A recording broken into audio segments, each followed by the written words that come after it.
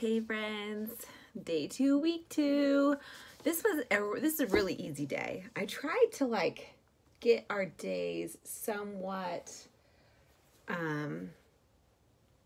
don't know. I know last week was kind of heavy, but that was just all necessary for kind of deciding where we were headed in our businesses and what we wanted out of them. And then now we're getting into foundational leadership skills, right? So this week's all about preparation and setting your business up in a way that sustains you and helps you along the way.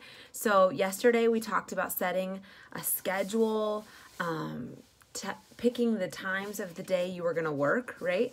And then also figuring out what you're going to do when you do sit down to work so that everybody, including ourselves, can take our businesses seriously. Because we have big dreams, as discussed last week, and we have huge goals with our businesses. And if we aren't being intentional, those goals will probably not get to us in a timely fashion whatsoever, right?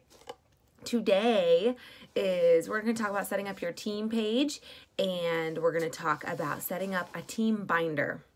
So for your team page, some of you I know do have a team page. Some of you don't yet, and I really, really want you to go ahead and get that started.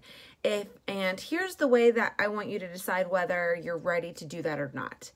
If you have 5 people on your team, including yourself, I want you to start an actual group on Facebook for you guys, okay? If you have less than that, start a group message.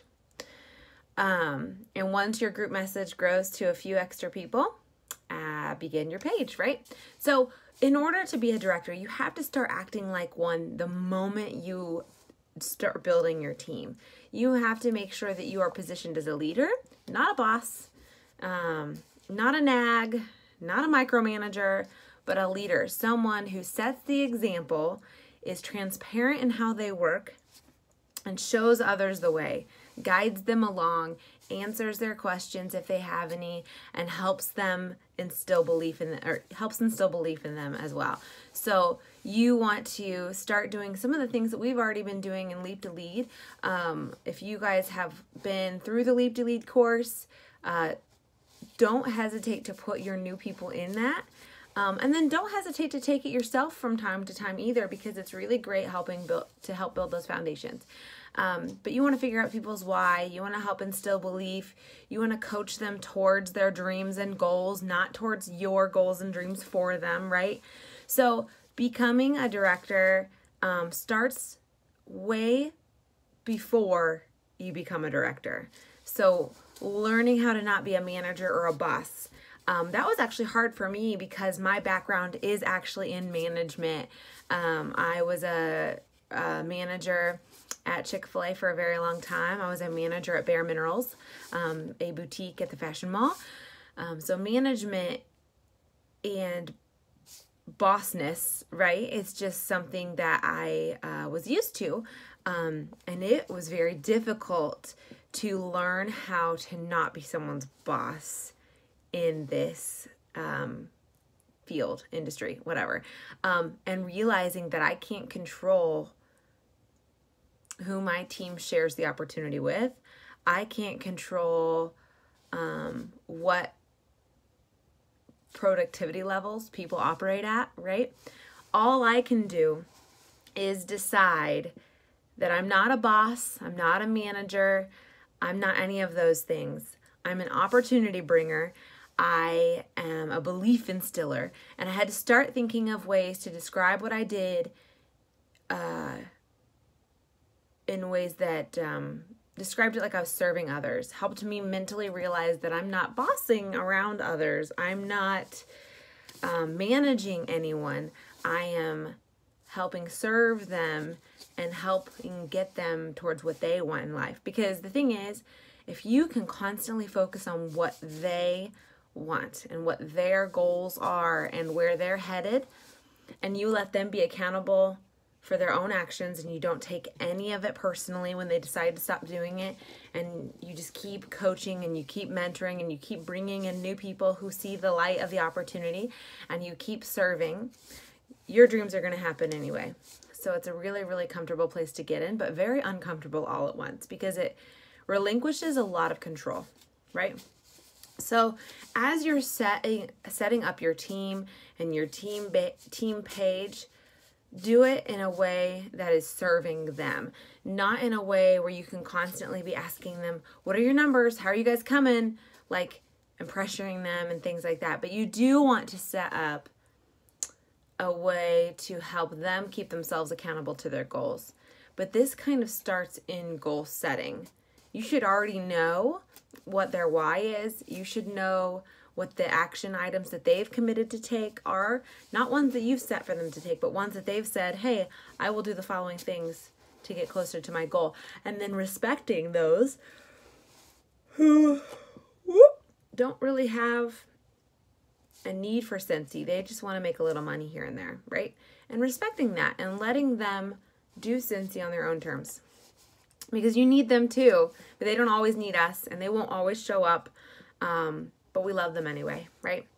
So as you set up your team page, start thinking about your team culture, making sure that you're setting up a positive environment, a community, a culture that is going to sustain you long term. And it's proven that positive, uplifting, welcoming environments help with retention, right? And then doing things that bring interaction as well. Don't be afraid, especially as you're beginning your team page, to post kind of non-Scentsy things like react to this with a GIF, or things that get interaction but maybe aren't necessarily like Scentsy related. Because the way Facebook works is if there's not interaction quickly or for a very long time, they won't show this group to them. They're not going to put this in their feed. They're not going to give them notifications because they just don't think that that person wants anything to do with it. So if you can start in the beginning with very simple, easy, little snacks kind of thing of posts that can help, that helps them want to participate, that gets them excited to be a little community. Go ahead and name yourselves and start some sort of like fun, simple, secret club, right? Make them excited to be a part of it. So set up your team page. And then as far as the team binder goes, you guys know I love Trello and I love OneNote. I use my iPad for everything. So in OneNote, it's a Microsoft app that I use on my iPad because I can write things in there. I have a tab for all of my frontline. And then every time I talk to my frontline or I send something to them, I write that on their tab and I take notes. Anytime that they tell me what their why is, what they want out of Scentsy, or anytime I notice something's going on in their life while I'm scrolling Facebook, I go to their tab in OneNote and I just write it all in there and I jot notes. Finding ways to get to know them, which we're going to actually do in the discover phase of this program. We're going to dig deeper into that. Is going to really, really help with your retention. It's going to help with their team pride, their ability to see you as a leader. When you take an active interest in their lives, not a dramatic investment in their lives. You don't want to be part of any of their drama. But if you can kind of, as a mentor, congratulate them on things, check in with them once in a while, and always in a position of helpfulness, not necessarily in a position of gossip and things like that, you're going to be able to build those strong, sticky relationships with them. So taking notes on every team member, every interaction you have with them. So you want to get a binder made. If I can find a worksheet or something on the interwebs, I'm going to post that above. If I can't, you just won't see that there. I'm going to go look for one because I'm pretty sure I can find one. Let me look really quick. See if anybody, somebody did. Okay, someone's getting me one. I posted in the Superstar Director page. I had one, but I do it all digitally now. But I used to have a printable one. So anyone who's the pen and paper kind, I got you covered. There's going to be a link in our Facebook group right here. So, but I'll get you a link to a worksheet that you can print and make a binder out of for your team. This is just so, so helpful because right now I have 79 frontline. And hand to God, if I had to remember everything about them, There's some that I couldn't forget a single detail. Some of them are just some of my best friends, but some of them have rolled up to me. Some of them are reinstatements. Some of them have been with me for like 6 years, but they're quiet as can be. And we maybe haven't really built a really good relationship, mostly just a passive working mentorship. It's really nice to be able to have these kinds of notes and reminders of things that we've talked about, because if somebody tends to only want to check in with you once a year, it's really nice to have something that jogs your memory, right?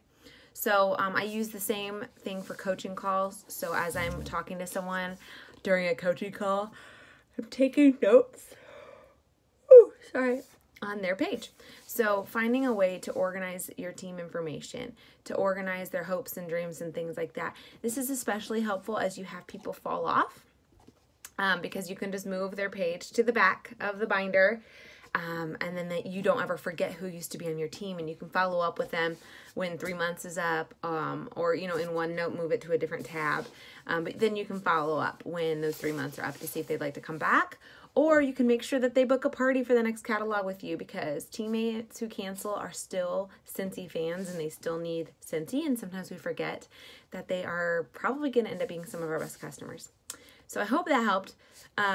Your homework today is to create either your team message or your team group and post it below. And I don't care if your team name is Ashley's Scentsy Team. It's totally okay. You don't have to have a clever name right now. You don't even have to have a clever name ever. Don't put the pressure on yourself right now. Just call it Ashley Scentsy Team or whatever you want. And then I want you to set up a team binder or note-taking system of some sort and post a picture of it below. So your homework today is to set up your team binder, post a picture of it, and let us know that you've got your team page set up. And there you go. That's it. Super easy day today. Let me know how it's going for you guys, and please have conversations below. If you have any other ideas on how to track your team, feel free to share that. There's not only one way to do any of this. It's just the heart of the matter. Tracking your communications with your team in some way, having some way to keep track of their lives, their goals, their wishes, so that when you do meet them or meet with them, they're not like, you don't remember at all what we talked about last month, right? Because I'm guilty of that sometimes. It's really, really difficult to juggle all of that. And especially if it's been several months since you've talked to them, it's hard to remember. So taking notes is something I've tried to get better at, right?